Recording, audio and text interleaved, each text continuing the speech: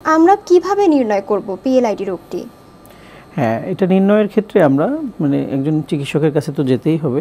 চিকিৎসক রোগীর তার ক্লিনিক্যাল হিস্ট্রিটা খুব ইম্পর্টেন্ট, যে পেইনটা কিভাবে শুরু হলো।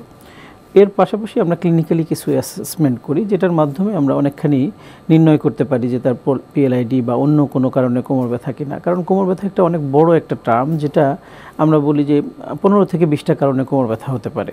তো কী কারণে হচ্ছে সেটা নির্ণয় করা জরুরি, কারণ চিকিৎসাটা ডিপেন্ড করে তার ডায়াগনোসিসের উপর।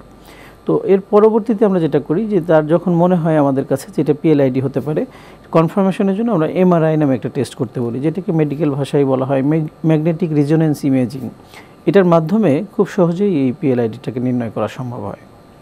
আপনি এমআরআই টেস্টের কথা বললেন, এই টেস্টটা করতে কি রোগী কষ্ট পায়? অনেকের ক্ষেত্রে ভীতি কাজ করে।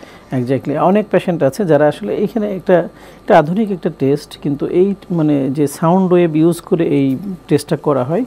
তো এখানে একটা ম্যাগনেটিক ফিল্ড থাকে, তো একটা সাউন্ড হয় মেশিনের মধ্যে, বিভিন্ন রকম হরিবল সাউন্ড। তো এই সাউন্ডটা অনেকে নিতে পারে না। অনেক পেশেন্ট থাকে যে একটু দুর্বল প্রকৃতির, তারা এটা সহ্য করতে পারে না। তবে রিসেন্টলি যেটা দেখতে পাচ্ছি যে আপডেট করছে, এবং আপডেটের যে মেশিনগুলো সেখানে এই সাউন্ডের পরিমাণটা অনেক কমে গেছে।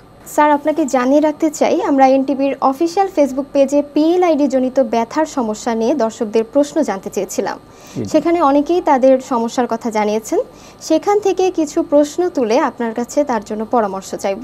তবে তার আগে নিয়ে নিব ছোট্ট একটি বিরতি। জি অবশ্যই। সুপ্রিয় দর্শক, ঢাকা সিটি ফিজিওথেরাপি হাসপাতাল নিবেদিত ব্যথা মুক্ত সুস্থ জীবন অনুষ্ঠান থেকে নিচ্ছি ছোট্ট বিরতি। ফিরে আসবো খুব শিগগিরই, সঙ্গেই থাকুন।